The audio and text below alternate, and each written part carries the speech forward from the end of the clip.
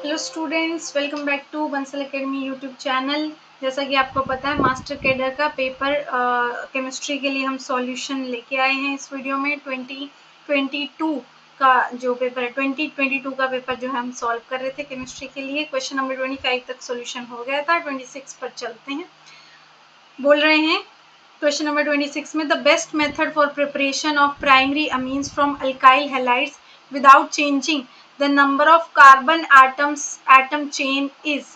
तो यहाँ पे हॉफमैन ब्रोमाइड रिएक्शन बोला हुआ है, गैब्रियल थैलामाइड सिंथेसिस बोला हुआ है, सैंडमियर रिएक्शन बोला हुआ है, रिएक्शन विद NH3 बोला हुआ है। इनमें से आपको पता है कि गैब्रियल थैलामाइड सिंथेसिस होता है जिसमें नंबर ऑफ कार्बन चेंज नहीं होते हैं। इसमें क्या होता है, देखिए, ये आप थैलामाइड लेके चलते हैं, इसमें थैलामाइड लेके चलते हैं, इसकी रिएक्शन आप RX से करवाते हैं। ठीक है, RX से करवाते हैं तो आपका R यहाँ पर लग जाता होता है, यहाँ पे R जो है आपका लग जाता होता है ना। और इसका फाइनली आप हाइड्रोलिसिस करवा के यहाँ से RNH2 अमीन्स जो है वो निकालते हैं। तो जितने आपने यहाँ पे RX डाले होते हैं उतने ही R यहाँ पे आपको मिलते हैं, मतलब जितने कार्बन यहाँ RX में होंगे उतने ही कार्बन आपके प्रोडक्ट में मिलेंगे। Okay, so B is the answer. आगे चलिए, Kp for the given reaction. Kp और Kc में आपको यहाँ पे रिलेशन निकालने को बोला है। Kp is equal to Kc किसके बराबर होता है? डेल्टा Ng RT के बराबर होता है ना। नहीं, डेल्टा Ng RT नहीं, RT raise to power delta Ng है ना, RT raise to power delta Ng होता है ना। इसको ऐसे लिखते होते हैं ना, Kp by Kc is equal to RT raise to power delta Ng। तो यहाँ पे आपको देखना है change in number of moles, gaseous moles कितने हैं। तो आपको क्या करना होता है, प्रोडक्ट के नंबर ऑफ मोल्स में से आपको आपके रिएक्टेंट के घटाने होते हैं। प्रोडक्ट के कितने हैं? 3 हैं, 2 SO2 के, 1 O2 का। और प्रोडक्ट रिएक्टेंट के कितने हैं? 2 हैं, यानी कि -1, यानी कि RT रेज टू पावर -1, यानी कि Kp is equal Kp by Kc किसके बराबर आ गया? 1 बाय RT के। तो Kp किसके बराबर आ गया? Kc बाय RT के। So option B is the answer. Question number 28, Miller indices आपको निकालने हैं। ये आपको इंटरसेप्ट्स दिए होते हैं। ठीक है, तो मिलर इंडिसेस कैसे निकालते हैं? पहले हम इन सबको उल्टा करते होते हैं। 1/6, तो 1/3, 1/3, ये आपके मिलर इंडिसेस होते हैं। ठीक है, ये आपके मिलर इंडिसेस होते हैं, ये आपके मिलर इंडिसेस होते हैं। अब आपको इनको लिखना पर कैसे होता है? सिंप्लीफाई करके लिखना होता है। तो आपको पता है इन सबको अगर हम 6 से मल्टीप्लाई कर दे तो क्या बन जाएंगे? 1, 2 और 2। तो ये किससे मैच कर रहा है? ऑप्शन नंबर डी से। ये आपका सॉलिड स्टेट का क्वेश्चन है ना। क्वेश्चन नंबर 29, क्वेश्चन नंबर 29 है आपका डी एटॉमिक स्ट्रक्चर का क्वेश्चन है। De Broglie wavelength of hydrogens fourth orbit is this, the circumference of the orbit is. Circumference क्या होती है? 2πr। ये किसके बराबर होती है? जो भी आपकी ऑर्बिट है इनटू लैम्डा के बराबर होती है। उसने पहले ही बोल दिया कि de Broglie wavelength fourth orbit के लिए 4 आर्मस्ट्रॉन्ग दे रहा हूँ, यानी कि लैम्डा कितने दे रहे हैं? 4 आर्मस्ट्रॉन्ग दे रहे हैं। एन कितने दे रहे हैं? कौन से ऑर्बिट के लिए दे रहे हैं? फोर्थ के लिए दे रहे हैं। तो आपको ये निकालना है जो आपकी सर्कमफेरेंस है। ठीक है, आर भी नहीं निकालना, ये पूरी यही निकालनी है, यानी कि एन लैम्डा ही आपका आंसर होगा, यानी कि 4 × 4 आर्मस्ट्रॉन्ग, यानी कि 16 आर्मस्ट्रॉन्ग। कहाँ पर है 16? Option D. Question number 30. Which of the following can be used for bleaching action? Chlorine can be used for bleaching action. ठीक है, chlorine can be used for bleaching action. Option B is the answer. Cross conjugation is present in. Cross conjugation मतलब left में भी conjugation हो रही हो, right में भी हो रही हो। देख लेते हैं यहाँ पे कंजुगेशन कहाँ हो रही होगी? सिर्फ एक ही डायरेक्शन में हो रही है। ये इलेक्ट्रॉन यहाँ जा सकते हैं, ये यहाँ जा सकते हैं। यहाँ पे कॉन्जुगेशन कहाँ हो रही होगी? यहाँ इलेक्ट्रॉन ये जा सकते हैं, इलेक्ट्रॉन यहाँ जा सकते हैं। यहाँ पे कॉन्जुगेशन कहाँ हो रही होगी? यहाँ से यहाँ। इसको मैंने लास्ट में क्यों रखा? क्योंकि यही हमारा आंसर है। ये देखिए, ये इलेक्ट्रॉन यहाँ से भी कंजुगेट कर सकता है, यहाँ से भी कर सकता है, दोनों तरफ से कंजुगेशन पॉसिबल है। So option B is the answer. Angular part of wave function of 2p orbital. आपके ये क्वांटम केमिस्ट्री का क्वेश्चन है। क्या होते हैं, एक ऑर्बिट के लिए दो दो पार्ट होते हैं ना, रेडियल पार्ट और एंगुलर पार्ट। और 2p के लिए सबसे पहले तो आपका एंगुलर पार्ट डायरेक्टली प्रोपोर्शनल होता है कोस थीटा के ही डायरेक्टली प्रोपोर्शनल होता है, और इसका पूरा का पूरा एक्सप्रेशन √3/2 कोस थीटा होता है। बच्चों आपको ना क्वांटम केमिस्ट्री पढ़ाते हुए ये बोला ही जाता है कि कुछ ऑर्बिटल्स के लिए आपको एंगुलर वेव फंक्शन जो हो याद कर लेने चाहिए। तो p के लिए आप ये वेव फंक्शन याद कर लीजिएगा। Option D is the answer. Question number 33। Question number 33 में क्या कह रहा है, if the absolute temperature of a gas is doubled and pressure is reduced to half, the volume of the gas will be. यानी कि पहले कहता मान लो प्रेशर P1 था, वॉल्यूम V1 था और टेम्परेचर T2 था, फिर उसने प्रेशर को बदल दिया, वॉल्यूम को भी बदल दिया और सॉरी टेम्परेचर को भी बदल दिया, तो पूछ रहा है कि वॉल्यूम बताओ कितना होगा। ठीक है, यानी कि आपका वॉल्यूम अब कैसा हो गया ये देख लेते हैं। आपका वॉल्यूम कितना, प्रेशर कितना बोला, पहले के मुकाबले कितना कर दिया, हाफ कर दिया। यानी कि पहले अगर P1 था तो अब कितना हो गया, P1/2। ठीक है, ये V2 है। टेम्परेचर कितना कर दिया है उसने, डबल कर दिया, यानी कि पहले अगर T1 था तो अब टेम्परेचर हो गया T1, 2 टाइम्स T1। ठीक है, तो ये लो P, अब इसको सॉल्व कर लेते हैं। P1 V1/T1 is equal to P1 V2 bye, ये 2 नीचे जाके 2 के साथ मल्टीप्लाई होके 4 बना लेगा T1। T1 से T1 कैंसिल, P1 से, अच्छा V1 तो पता ही करना है, P1 से P1 कैंसिल, 4 को उस तरफ ले जाओ, क्या हो गया, V2 is equal to 4 times V1।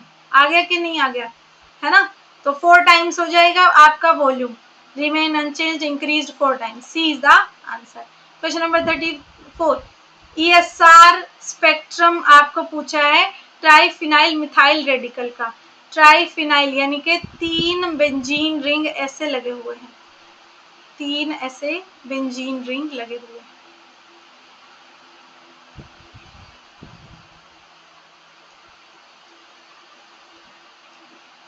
ठीक है, आप देखिए ये आपका रेडिकल है, बोल रहे हैं कि आपको ESR में कितनी लाइंस दिखेंगी। अब देखिए ये आपका एक ESR एक्टिव होने के लिए किसी भी कंपाउंड के लिए एक अनपेड इलेक्ट्रॉन तो होना जरूरी है, वो तो है ही। अब आपको क्या करना होता है, कितने आपके डिफरेंट जो एटम्स है वो प्रेजेंट है वो आपको देखना होता है। देखिए यहाँ पे ऑर्थो पोजीशन के जितने भी एटम्स हैं वो सेम बिहेव करेंगे। तो ये कितने हैं ऑर्थो पोजीशन के एटम्स, 1 2 3 4, हाइड्रोजन की बात करें 5 6 हैं। ठीक है, 6 हैं ऑर्थो वाले। ठीक है, मेटा वाले कितने हैं, 1 2 3 4 5 6, ये भी 6 हैं मेटा वाले। पैरा वाले कितने हैं, 1 2 और 3, सॉरी ये 3। मेटा वाले सॉरी पैरा वाले कितने हैं, 3। मेटा वाले कितने हैं, 6 है। ठीक है, अब देखो नंबर ऑफ सिग्नल्स कैसे निकालेंगे, 2Ni+1 और जितने भी टाइप्स हैं उनको आप ऐड कर दोगे, सॉरी मल्टीप्लाई कर दोगे। 2Ni+1, ठीक है, जितने भी टाइप्स के आपके पास सिग्नल्स आने हैं सबको आप मल्टीप्लाई कर देंगे। ठीक है, आई हाइड्रोजन के लिए क्या होता है, 1/2, तो 2 इंटू N1 मान लेते हैं ऑर्थो वाले, कितने हैं बच्चों, 6 हैं, इंटू 1/2 + 1, तो ये कितना रह गया आपके पास, 7। ऐसे ही ये होगा 2 इंटू ये मेटा वाले 6 हैं, इंटू 1/2 + 1, तो 2 से 2 कैंसिल, 6 + 1 7 हो गया, इंटू 2N3I+1 यानी कि ये वाले पैरा वाले वो कितने हैं आपके, 3 है, इंटू 1/2 + 1, तो ये 2 से 2 कैंसिल, 3 + 1 कितना हो गया आपका, 4 हो गया, तो 7 इंटू 7 इंटू 4, ये जब आप मल्टीप्लाई करोगे तो 196 आ जाएगा। क्वेश्चन नंबर 35 सेम KP/KC पूछ रहे हैं, तो अभी निकाल के हटते हैं ना, KP/KC इज इक्वल टू, अभी निकाल के हटते हैं RT⁻⁴ ΔNg। ठीक है, ΔNg देखो यहाँ पे कितना है, change in number of moles, ये क्या कर रखा है इन्होंने, ये रिएक्शन ऐसे होगी बच्चों, 1/2 O2 गिव्स यू CO2। ठीक है, ओके। ये गैशियस, ये भी गैशियस, सब गैशियस हैं। तो आपके प्रोडक्ट में कितने हैं? 1 number of gaseous moles. Minus में रिएक्टेंट में कितने हैं? 1 + 1/2, ये कितना हो गया आपका? 3/2। तो 1 - 3/2 कितना बचेगा बच्चों? माइनस का 1/2 बचेगा, यानी कि 1/√RT। ये कौन सा ऑप्शन मैच कर रहा है? B.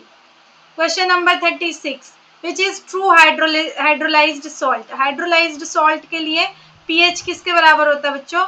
7 + 1/2 into pKa acid minus pKb base. ठीक है, सॉल्ट हाइड्रोलिसिस क्या होता है ना, बेसिकली आपका स्ट्रॉन्ग एसिड और वीक बेस, या फिर आपका क्या होता है, क्या बोलते हैं इसको, weak acid plus strong base. But सबसे अच्छा हाइड्रोलिसिस कौन सा होता है? वीक एसिड और वीक बेस का। उसके लिए हम ये वाला फॉर्मूला लगाते होते हैं। अब 7 का मीनिंग क्या हो सकता है? 1/2 इंटू 14 लिख दूं तो कोई दिक्कत नहीं है। 14 को मैं क्या लिख सकती हूँ? pKw लिख सकते हैं ना, pKw लिख सकते हैं, प्लस 1/2 pKa माइनस pKb। ठीक है, और ये किससे मैच कर रहा है आपका? ऑप्शन नंबर ए से। ठीक है, ओके। नेक्स्ट चले, नेक्स्ट क्वेश्चन में बोल रहा है, कहता है x/m represent the mass of adsorbate adsorbed per unit mass of adsorbent. Adsorbent पे आपको x/m एड्सॉर्ब हुआ है आपका एड्सॉर्बेट, तो ये किसके बराबर आप लिखते होते हो? Kp/1 + Kp, उनको Kp सॉरी, ठीक है, प्रेशर होता है K × P। तो ये आपका जो होता है K क्या होता है? कांस्टेंट होता है। उन्होंने बोला आपके pressure P is the pressure adsorbate and AB are the constant, यानी कि एक की जगह उन्होंने A लिख लिया है K की जगह, और एक के K की जगह उन्होंने यहाँ पे K1 K2 होता है, तो एक कांस्टेंट की जगह उन्होंने लिख लिया है B। ठीक है, ये आपका x/m आ गया। तो कहता है कि इनमें से कौन सी जो आपकी इक्वेशन है वो सही है। तो यहाँ पे देखिए, इससे मैच कर रही है हमारी इक्वेशन? नहीं। इससे मैच कर रही है? नहीं। इसका मतलब 1/x का कुछ लेना देना होगा या फिर लॉगरिदम का लेना देना होगा। अगर आप इसका लॉगरिदम लेते हो x/m, तो logarithm of AP divide by 1 + BP होगा। इसका लॉगरिदम किसके बराबर होगा? लॉगरिदम ऑफ AP माइनस में लॉगरिदम ऑफ 1 + BP। ऐसा तो यहाँ पे कुछ भी दिया नहीं हुआ है ना, ऐसा कुछ भी यहाँ पे दिया हुआ नहीं है, यानी कि ये भी आपका ऑप्शन नहीं है। तो ऑप्शन कौन सा बच गया? बी वाला। ठीक है, इसको आप करके भी देख सकते हैं, मैं आपको करके भी दिखा देती हूँ। वीडियो बस थोड़ा सा लंबा हो जाता है, ज़्यादा एक्सप्लेनेशन। तो x/m इज इक्वल टू हमने बोला AP/1 + BP। ठीक है, उन्होंने क्या बोला? डिवाइड कर दो इसको 1 से, तो 1/x/m चला जाएगा is equal to 1/AP divide by 1 + BP चला जाएगा, यानी कि इसको आप ऊपर लेके जा सकते हो, तो 1 + BP डिवाइड बाय AP चला जाएगा। अब इसको एक बार इसके नीचे रख दो, एक बार इसके नीचे रख दो, तो 1/AP हो जाएगा, प्लस में BP डिवाइड बाय AP हो जाएगा। P से P कैंसिल हो गया, ये क्या आ गया? B/A + 1/AP, यही तो है ये। ठीक है, क्वेश्चन नंबर 38। क्वेश्चन नंबर 38 में बोल रहा है the aggregate of long chain surfactant molecule formed spontaneously in their solution at definite concentration is known as, क्या बोलते हैं उनको? माइसेल्स बोलते हैं, है ना। सरफेक्टेंट मॉलिक्यूल्स में क्या जो आपका क्राफ्ट टेम्परेचर पे जो बनते होते हैं उनको माइसेल्स बोलते हैं ना, सी ऑप्शन आ जाएगा। द स्पेसिफिक कंडक्टेंस आपको निकालनी है इस 0.2 न्यूट्रल सॉल्यूशन की, और ये आपको दी हुई है स्पेसिफिक कंडक्टेंस, तो जो आपको इक्विवेलेंट कंडक्टेंस है वो आपको निकालनी है। तो आपकी इक्विवेलेंट कंडक्टेंस किसके बराबर आएगी? जो आपकी स्पेसिफिक कंडक्टेंस दी हुई है, जो आपकी स्पेसिफिक कंडक्टेंस दी हुई है, डिवाइड बाय कंसेंट्रेशन। ठीक है, अब आपको यहाँ पे दिख रहा है कि उन्होंने आपको क्या दिया हुआ है, नॉर्मेलिटी दी हुई है। आपको यूनिट्स का ध्यान रखना है। देखिए 2.06 into 10⁻³ ohm inverse centimetre inverse divide by आपकी जो नॉर्मेलिटी होती है, उसकी जो यूनिट होती है वो क्या होती है, 0.2 ग्राम इक्विवेलेंट पर लीटर होती है। ठीक है, लेकिन आपको आंसर में कहीं पे भी क्या पर लीटर दिखाई दे रहा है, कहीं पे भी पर लीटर दिखाई दे रहा है, नहीं दे रहा है ना। 2.06 इंटू 10⁻³ डिवाइड बाय 0.03, तो इस लीटर को किस में चेंज करना पड़ेगा, सेंटीमीटर में चेंज करना पड़ेगा, क्योंकि उन्होंने सेंटीमीटर से ही काम लिया हुआ है। ठीक है, ओके, तो 1 लीटर किसके बराबर होता है, 1000 सेंटीमीटर क्यूब के बराबर होता है। तो यानी कि आपको gram equivalent divide by 1000 centimetre square, sorry cube आ गया। यहाँ पे ओहम इनवर्स पहले से है। एक तो जगह की कमी रहती है बहुत ज़्यादा, उसकी वजह से एक्सप्लेनेशन इतनी अच्छी निकल के आ ही नहीं पाती है। ठीक है, कोई बात नहीं, कोशिश करते हैं। ठीक है, यहाँ पे क्या आ गया, सेंटीमीटर क्यूब आ गया है। ग्राम इक्विवेलेंट तो पहले से ही था। यहाँ पे ऊपर क्या क्या यूनिट थी, ओहम इनवर्स सेंटीमीटर इनवर्स। ये सेंटीमीटर क्यूब ऊपर जाके इससे मल्टीप्लाई होगा, सेंटीमीटर क्यूब, तो ये +-1 है, और ये इसकी पावर कितनी है, 3 है। ओफो, यहाँ इतना कर देते हैं पहले। ठीक है, यहाँ देख लेते हैं 2.06 इंटू 10⁻³ डिवाइड बाय 0.02, ये 1000 डिवाइड किया है, डिवाइड के भी डिवाइड में आया है, तो ये यहाँ ऊपर जाके मल्टीप्लाई में हो जाएगा। ठीक है, 1000 आपका मल्टीप्लाई में हो जाएगा। ठीक है, ओहम इनवर्स है। ठीक है, सेंटीमीटर इनवर्स पहले से था, सेंटीमीटर क्यूब नीचे से आ गया। ठीक है, ग्राम इक्विवेलेंट आपका है ही। ठीक है, अब आप इसको सॉल्व कर लीजिए। 10⁻³ से ये तो कैंसिल हो गया आपके, तो यहाँ पे 206 डिवाइड बाय 2 बच गया, तो ये कितना आएगा, 103। ठीक है, तो ये आपका आंसर आ जाएगा 103 ओहम इनवर्स सेंटीमीटर स्क्वायर, और नीचे क्या था, ग्राम इक्विवेलेंट का इनवर्स आ जाएगा। Option B is the answer. ठीक है, क्वेश्चन नंबर 40 चलते हैं। 15 ml of gaseous hydrocarbon carbon required 45 ml of oxygen. कहता है कि आपका कोई हाइड्रोकार्बन था, नहीं पता कौन था। ठीक है, उसमें ऑक्सीजन डाला, ये 15 ml डाला, तो ये 45 ml यूज हुआ, यानी कि 3 टाइम्स यूज हो रहा है, 3 गुना ऑक्सीजन यूज हो रही है। तो क्या बन रहा है आपका, 15 ml से 30 ml आपको CO2 मिल रहा है, यानी कि 15 दूनी 30, 2 गुना।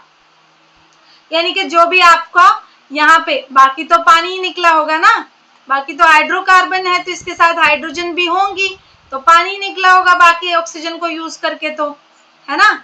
यानी कि जो भी आपका आंसर आना है उसमें कितनी कार्बन होंगी, 2 कार्बन होंगी। तो आपकी 2 कार्बन किस किस में है, ऑप्शन ए में और बी में और सी में, तो सॉरी सी तो कट गया, डी में है। ठीक है, अब देखिए, आप ये देखिए, आपको यहाँ पता चल रहा है ऑक्सीजन कितनी यूज हो गई बच्चों, 4 यूज हो गई। आपकी रिएक्टेंट में ली कितनी थी, आपने 6 ऑक्सीजन ली थी, 4 उसमें से यूज हो गई, यानी कि यहाँ पे पानी में 2 यूज हुई होंगी, यानी कि 2 पानी के मॉलिक्यूल निकले होंगे। ठीक है, यानी कि हाइड्रोजन कितनी निकली होंगी, 4 निकली होंगी, यानी कि 2 कार्बन यूज हुई है और 4 हाइड्रोजन यूज हुई है। सो बी इज द आंसर। ठीक है, क्वेश्चन नंबर 41 पे चलिए। क्वेश्चन नंबर 41 के अकॉर्डिंग मैं थोड़ा सा टाइम देख के कर रही हूँ, क्योंकि बहुत लंबी वीडियो ना बने ना। अ सॉल्यूशन कंटेनिंग, बट ये भी ध्यान रहता है, हमेशा हमारी कोशिश रहती है कि क्वालिटी में कोई कमी ना आए, है ना। कहता है solution containing 1.23 gram calcium nitrate in 10 gram of water boils at this temperature the degree of dissociation of the salt is. आपको डिग्री ऑफ डिसोसिएशन निकालनी है। देखिए उसने बोला कि आपको कैल्शियम CaNO3 है ना, CaNO3 ट्वाइस दिया हुआ है।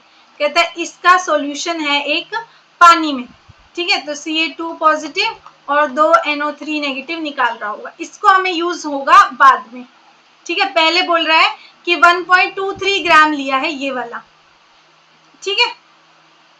इसका मोलिकुलर वेट कितना होगा, कैल्शियम का 40 होता है, नाइट्रोजन 2 है, 14 28, ऑक्सीजन आपकी 6 है और 6 और 1 का जो मोलिकुलर वेट होता है वो 16 होता है। तो 6 का कितना आ जाएगा आपका 96 आ जाएगा, 96 और ये आपका क्या क्या क्या जुड़ रहे हैं, 40 जुड़ रहे हैं, है ना। तो आपके 90 ये हो गया 110 और ये 150, तो सीधा सीधा हो गया। 8 और 6 जो होते हैं आपके कितना होते हैं, 14 होते हैं, है ना।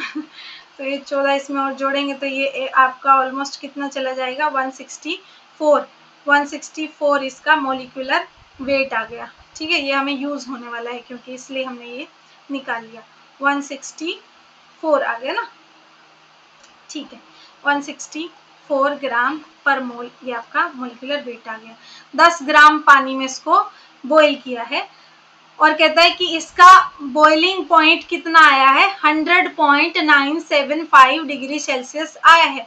अब देखिए आपको पता है कि प्योर वाटर कितने पे बॉईल होता है, 100 पे, ये कितने पे हो रहा है 0.975 डिग्री सेल्सियस पे, यानी कि डेल्टा TF कितना आ गया आपका 0.975 आ गया। इसमें क्या होता है, ये किसके बराबर होता है, आइटा M इंटू आपका जो कांस्टेंट होता है KW, है ना, उसके जो है ये सॉरी KF बोलते हैं, ठीक है, KF बोलते हैं। वाटर के लिए KF बच्चों 0.52 रहता है, वैसे वो देगा यहाँ पे वैल्यू, यहाँ पे KF की वैल्यू वो हमेशा देता होता है।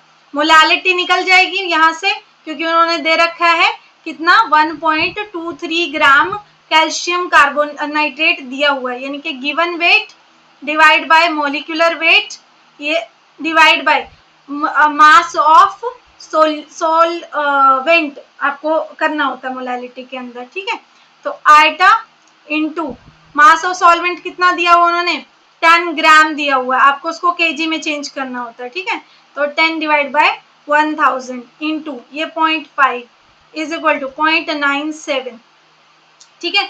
यहाँ से आप आइटा निकालेंगे, यहाँ से आप क्या निकालेंगे, आइटा निकालेंगे। जब आप यहाँ से आइटा आपका निकल जाएगा, मान लीजिए कोई भी x की वैल्यू आपकी आइटा की आ गई, तो उसमें से डिग्री ऑफ डिसोसिएशन आपको कैसे निकालना है, ठीक है।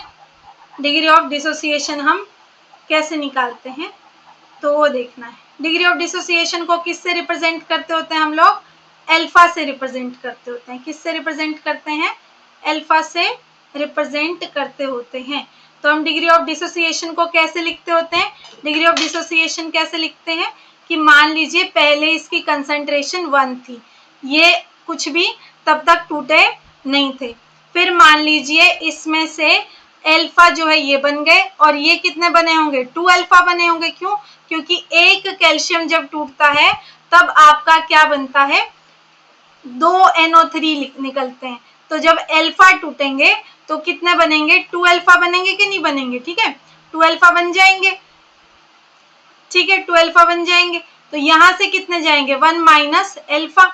आइटा किसके बराबर होता है आपका, जितने बच गए डिवाइड बाय जितने आपने शुरू में लिए थे, इसके बराबर ही होता है, ठीक है। तो ये क्या अल्फा से अल्फा कैंसिल हो गया, तो यहाँ पे 1 प्लस 2 अल्फा बच गया। ये अल्फा ही क्या होती है, डिग्री ऑफ डिसोसिएशन होती है। तो हमने क्या कहा, मान लीजिए आपकी आइटा की वैल्यू x आई, तो ये क्या आएगा 1 plus 2 alpha is equal to, ये implies sorry x minus 1 divide by 2 alpha, ठीक है। ओके, इस तरीके से इसका आंसर जो है वो निकल के आएगा। आप सब हमें कमेंट सेक्शन में बताएंगे कि आप लोगों का इसमें कौन सा आंसर मैच होता है, ठीक है। ओके, इस तरीके से आपको ये वैल्यू निकालनी है, ठीक है।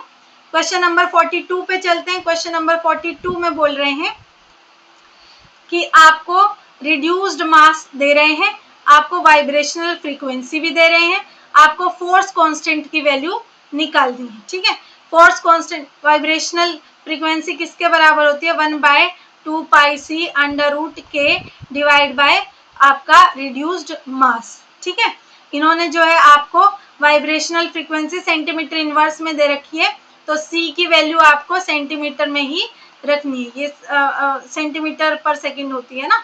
ठीक है, के की वैल्यू उन्होंने दे रखी है, सॉरी के की वैल्यू तो निकालनी है, सॉरी फोर्स कांस्टेंट तो निकालना है। डाई एटॉमिक मॉलिक्यूल के लिए रिड्यूस्ड मास दे रखा है, म्यू की वैल्यू दे रखी है, ये आपको 1500 दे रखी है, ये सब आप इसमें पुट करिएगा तो आप सॉरी आपका आंसर ऑलमोस्ट 3999 ऐसा कुछ आएगा, तो ये आंसर आपका मैच कर जाएगा ऑप्शन बी से।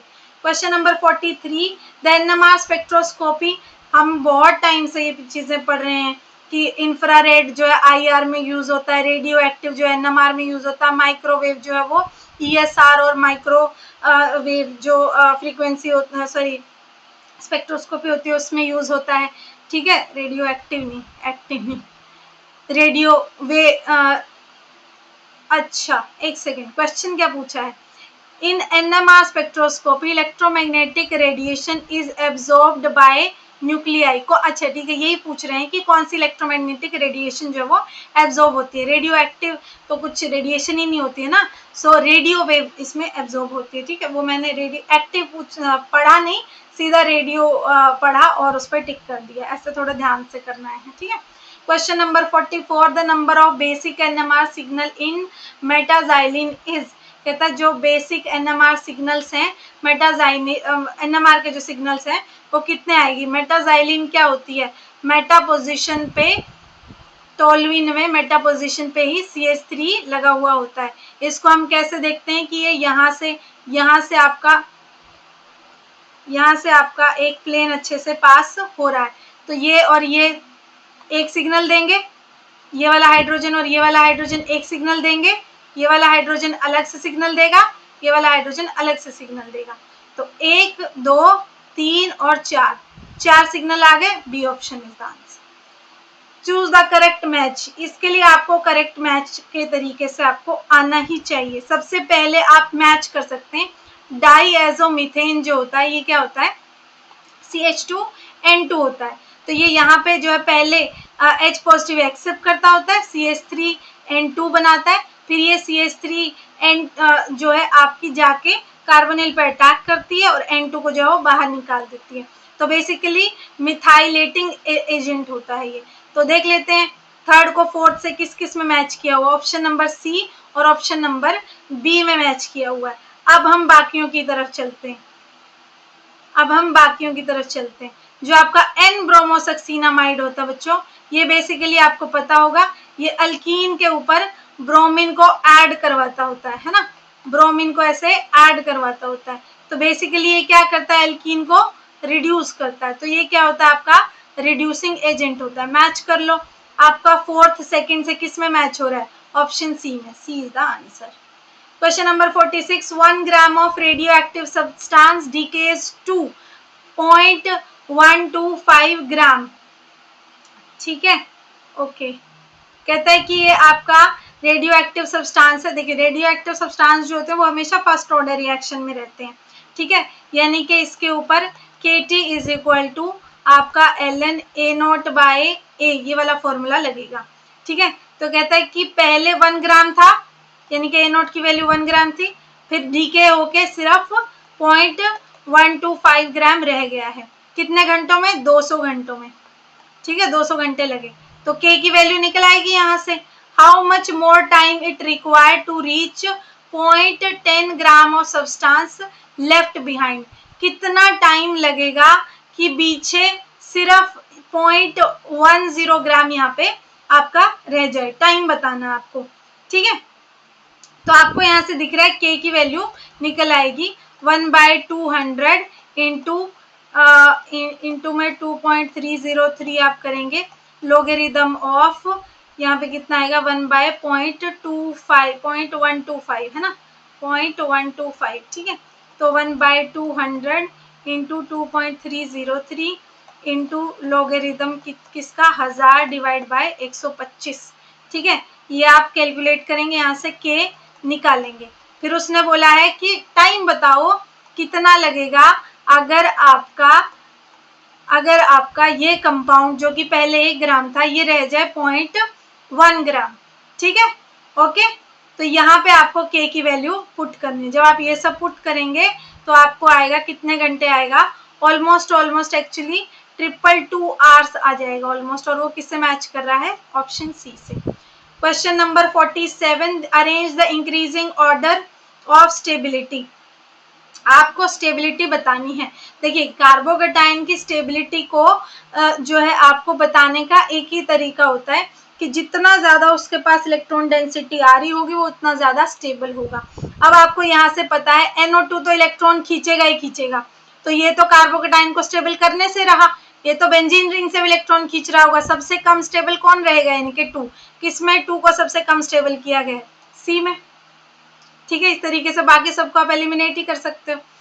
ये कह रहे हैं कि आपको एक मास का डेटा दे रहे हैं m/z और अबंडेंस मतलब इंटेंसिटी की पीक कितनी ऊपर तक गई है। कहता है सबसे हाईएस्ट मास 124 पे आया है, उसकी इंटेंसिटी 2.8 है।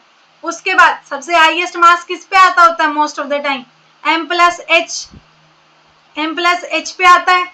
उससे नेक्स्ट किस पे आता है, m पे आता है। m मतलब mass of, total mass of your compound, ठीक है। यानी कि टोटल मास कितना उसका 123। मैच करिए, किससे मैच करेगा, ये मैच होगा ऑप्शन नंबर बी से, क्योंकि देखिए 6 कार्बन यानी कि 12 + 5 हाइड्रोजन + 14 हाइड्रोजन नाइट्रोजन के लिए और 32 ऑक्सीजन के लिए, ठीक है। ये 72 हो गया, प्लस में 32, तो ये कितना आ गया 104 आ गया, प्लस में 14 और 5 जो है ये 19 हो गया। जब आप इसको जो है ऐड करोगे तो ये 123 आपको दिख ही रहा है, आ जाएगा, option B is the answer. Question number 49 कहता है आपको ऑर्थो और para hydrogen at high temperature. देखिए बच्चों हाई टेम्परेचर, जब आपका लो टेम्परेचर होता है तो ऑर्थो और पैरा हाइड्रोजन का रेशो क्या रहता है, 1:1। जब आपका रूम टेम्परेचर या उससे हाई टेम्परेचर रहता है तो इनका रेशो रहता है 3:1। So option D is the answer. Ortho para hydrogen क्या होते हैं, ऑर्थो हाइड्रोजन ये होता है कि आपके H2 एटम में दोनों ही न्यूक्लियाई का जो स्पिन है वो सेम रहेगा, उसको हम ऑर्थो हाइड्रोजन कहते होते हैं। पैरा हाइड्रोजन मतलब H2 में एक का अगर अप स्पिन रहेगा तो एक का डाउन स्पिन रहेगा। So option D is the answer. Question number 50, the hydroxide of an element A shows reaction both with acid and base. The element A could be, कहता है कि आपका एक A कोई इनका कंपाउंड है, हाइड्रोक्सी कंपाउंड मतलब बेस है इनका, यानी कि LiOH हो सकता है, BOH हो सकता है, BOH हो सकता है, सॉरी ये तो 2 लेते हैं ना, ये 3 लेते हैं, ये 4 लेते हैं। तो कहता है कि इनमें से कौन सा जो एसिड की तरह भी काम करेगा, बेस की तरह भी, ये आपका बेरिलियम ही होता है। सिर्फ आपके एस ब्लॉक में बेरिलियम के हाइड्रोक्साइड में इतनी हिम्मत रहती है कि वो आपका दोनों तरीके से काम करता है, ठीक है। Okay students, thank you so much for your attention. आपको कोई भी हमारे ऐप से रिलेटेड हमारी वीडियोस या हमारे कोर्सेज से रिलेटेड कोई भी आपको क्वेरी है, हमारे ऑनलाइन कोर्सेज से रिलेटेड कोई भी आपको क्वेरी, तो आप हमें कॉल कर सकते हैं, हमारी वेबसाइट को विजिट कर सकते हैं, हमारी ऐप को डाउनलोड कर सकते हैं। लिंक जो है वो डिस्क्रिप्शन बॉक्स में मिल जाएगा। See you in the next video.